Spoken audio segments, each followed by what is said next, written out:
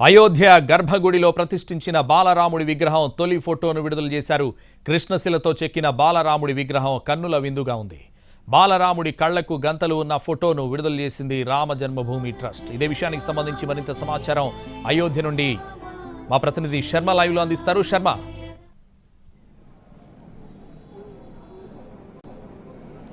సంతోష్, ఆ బాలరాముని విగ్రహం చూస్తే ఎంతో కన్నుల పండుగగా ఉంది. ఆ దేవుణ్ణి ఎప్పుడు ప్రత్యక్షంగా చూడాలి అన్న ఆతృత, ఆనందం ప్రతి భక్తుల్లోనూ కనిపిస్తుంది. ఇక్కడికి చేరుకుంటున్న భక్తులందరూ కూడా ఆ బాలరాముణ్ణి దర్శించాలన్న ఉత్సాహంతో కనిపిస్తూ ఉన్నారు. ప్రస్తుతం నేను శ్రీరామ జన్మభూమి తీర్థక్షేత్ర కార్యాలయం దగ్గర ఉన్నాను. ఇక్కడే రామ మందిర నిర్మాణానికి బీజం పడింది. ఇదే కార్యాలయంలోనే రామ మందిర నిర్మాణానికి సంబంధించినటువంటి నిర్ణయం జరిగింది. అప్పుడు ఆ బాబ్రీ మసీద్ కూల్చివేసిన తర్వాత రామ జన్మభూమి తీర్థ క్షేత్ర కార్యాలయంలో ఎప్పుడైనా సరే ఈ ఆలయాన్ని నిర్మించి తీరాలని వాళ్ళు ఒక కంకణం కట్టుకొని నిబద్ధతతో పనిచేశారు.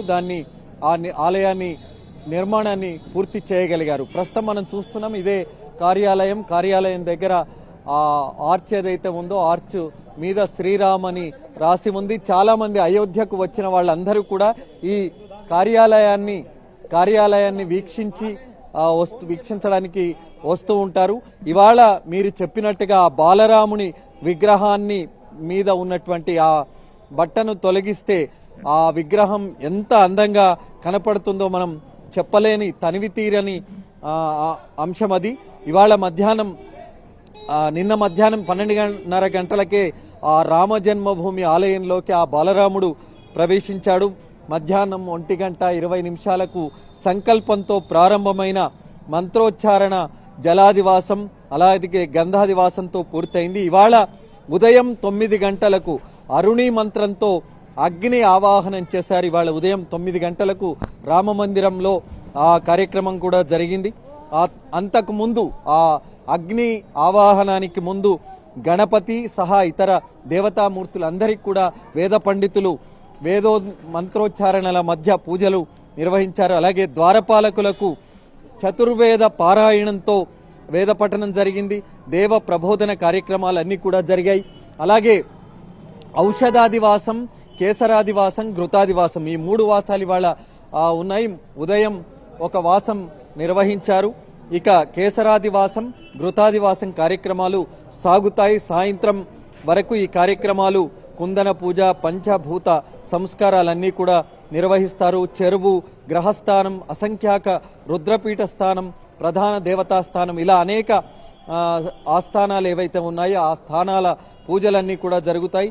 సాయంత్రం ఆరాధన అనంతరం హారతితో ఇవాళటి కార్యక్రమాలు ముగుస్తాయి. మరి ఇవాళ ఉత్తరప్రదేశ్ ముఖ్యమంత్రి జ్యోతి ఆదిత్యనాథ్ కూడా ఇక్కడికి వచ్చారు, పనులను పరిశీలించారు, ఆ బాలాలయాన్ని సందర్శించారు. నూతన ఆలయంలో బాలరాముని కూడా దగ్గరికి కూడా ఆయన వెళ్ళినట్టు సమాచారం ఉంది. ప్రస్తుతం దీనికి సంబంధించి మరి ఇంత గొప్ప కార్యక్రమానికి సంబంధించి దేశంలోని నలుమూలల నుంచి సాధువులందరూ కూడా అయోధ్యకు చేరుకున్నారు. అలాగే పెద్ద ఎత్తున వివిధ ప్రాంతాల నుంచి భక్తులందరూ కూడా చేరుకుంటూ ఉన్నటువంటి సిచ్యువేషన్ అయోధ్యలో మనకు కనిపిస్తోంది. మరి ఇంత అద్భుతమైన కార్యక్రమాన్ని వీక్షించాలంటే మరి వాళ్ళు అనేక జన్మల పుణ్య ఫలమని చాలా మంది చెప్పుకుంటున్నటువంటి సిచ్యువేషన్ కూడా అయోధ్యలో కనిపిస్తోంది. మనం సెక్యూరిటీ పరంగా కూడా భారీ బందోబస్తు అన్నది ఈ అయోధ్య ప్రాంతంలో ఏర్పాటు చేశారు. అయోధ్యలో ఎందుకంటే 3 అనుమానితులను పట్టుబడ్డారు. ATSC కూడా వాళ్లను విచారిస్తోంది. ఇంకా విచారణకు సంబంధించినటువంటి వివరాలు వెల్లడి కాలేదు. కానీ మరి ప్రధాని మోదీ సహా చాలా ప్రముఖులందరూ కూడా ఇక్కడికి వస్తున్న నేపథ్యంలో భద్రతను మరింత కట్టుదిట్టం చేశారు. ఇవాళ సాయంత్రం నుంచి ఆలయంలోకి సామాన్య భక్తులను ఎవరిని కూడా అనుమతించట్లేదు. 23 ఉదయం ప్రాణప్రతిష్ఠ జరిగిన మరుసటి రోజు నుంచే ఆలయంలోకి భక్తులను అనుమతిస్తామని ఇప్పటికే ట్రస్ట్ ప్రకటించినటువంటి సందర్భంలో మరి ఇంత కట్టుదిట్టమైన భద్రతా ఏర్పాట్ల నడుమ ఆ ప్రాణప్రతిష్ఠ కార్యక్రమం జరగబోతుంది. ఈ కార్యక్రమాన్ని చూడకపోయినా సరే, కనీసం ప్రత్యక్షంగా చూడకపోయినా కనీసం ఈ నేల పైన అడుగు పెట్టాలనే ఉత్సాహంతో ఆనందంతో చాలా మంది భక్తులు వేల సంఖ్యలో ఇక్కడికి చేరుకుంటున్నటువంటి సిచ్యువేషన్ మనకు కనిపిస్తోంది. శర్మ, శ్రీరామ జన్మభూమి తీర్థక్షేత్రం ఎంట్రీ పాస్ కూడా జారీ చేసినట్టు తెలుస్తోంది. దీనికి సంబంధించిన డీటెయిల్స్ ఏంటి? అవును, కొద్దిసేపటి క్రితమే తీర్థక్షేత్ర ట్రస్ట్ వాళ్ళు ఒక పాసును జారీ చేశారు. ఎవరైతే ప్రముఖులు వస్తారో, ప్రముఖులు ఆలయం లోపలికి వెళ్ళేటువంటి వాళ్ళు ఎవరైతే ఉంటారో వాళ్ళు ఖచ్చితంగా ఎంట్రీ పాస్ అన్నది చూయించాలి. ఎంట్రీ పాస్ చూయించకపోతే ఎట్టి పరిస్థితిలో అనుమతించరు. దానిపైన క్యూఆర్ కోడ్ ఏదైతే ఉంటుందో ఆ క్యూఆర్ కోడ్ను ఖచ్చితంగా చూపించాల్సిందే. మనం చూపిస్తూ ఉన్నాం.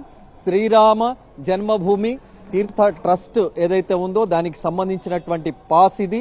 ప్రాణ ప్రతిష్ఠ ఆ కార్యక్రమానికి సంబంధించినటువంటి ఎంట్రీ పాస్ పైన పేరు, వాళ్ళ మొబైల్ నెంబరు, ఆధార్ కార్డుకు సంబంధించినటువంటి నెంబరు, ఏ కేటగిరీలో వాళ్ళు ఉంటున్నారు, ఏ బ్లాక్లోకి వాళ్ళు రావాలి, దానికి సంబంధించినటువంటి డీటెయిల్స్, అలాగే క్యూఆర్ కోడ్ ఏదైతే ఉందో ఈ క్యూఆర్ కోడ్ అక్కడ ఒక మెషిన్ ఏర్పాటు చేస్తారు కాబట్టి క్యూఆర్ కోడ్ను అందులో చూపిస్తేనే ఆ గేట్ అన్నది ఓపెన్ అవుతుంది. దాని ద్వారా మాత్రమే లోపలికి వెళ్ళేటువంటి అవకాశం ఉంది. ఈ పాస్ను జారీ చేశారు. ఇది నమూనా పాస్కు సంబంధించినటువంటి నమూనా పాసు ఇది విడుదల చేసింది. దీనికి సంబంధించినటువంటి వివరాలు కూడా వాళ్ళు వెల్లడించారు. కాబట్టి మరి ఇంత రిస్ట్రిక్షన్స్ అయితే ఉన్నాయి. ఎంట్రీ పాస్ను ఈ క్యూఆర్ కోడ్ ఆధారంగా లోపలికి వెళ్లే విధంగా వాళ్ళు పాసులు జారీ చేస్తూ ఉన్నారు. కాబట్టి మరి చాలా కట్టుదిట్టమైన భద్రతా ఏర్పాట్ల నడుమ జరగబోయేటువంటి బాలరాముని ప్రతిష్టా మహోత్సవ కార్యక్రమానికి సంబంధించినటువంటి వివరాలు ఇవి. రేపటికి సంబంధించి రేపు ఏ కార్యక్రమాలు జరుగుతాయన్నది కాసేపట్లో ఈ తీర్థక్షేత్ర వాళ్ళు విడుదల చేసేటువంటి అవకాశం ఉంది. రేపటికి సంబంధించి కొన్ని వాసాల కార్యక్రమాలు ఉంటాయి. అలాగే దేవతామూర్తుల పూజా కార్యక్రమాలు ఉంటాయి. రేపు శనివారం కాబట్టి ఏ పూజలు అంటే ఇప్పటికే ప్రాణప్రతిష్టకు సంబంధించినటువంటి నాందితో సహా ముఖ్య పూజా కార్యక్రమాలు మొదలయ్యాయి కాబట్టి వాటికి సంబంధించినటువంటి పునఃపూజ ఉంటుంది. మిగతా ఆదివాసాలు ఏవైతే ఉంటాయో ఆ వాసాల కార్యక్రమాలు కూడా రేపు జరగబోతున్నాయి. సంతోష్. Thank you Sharma.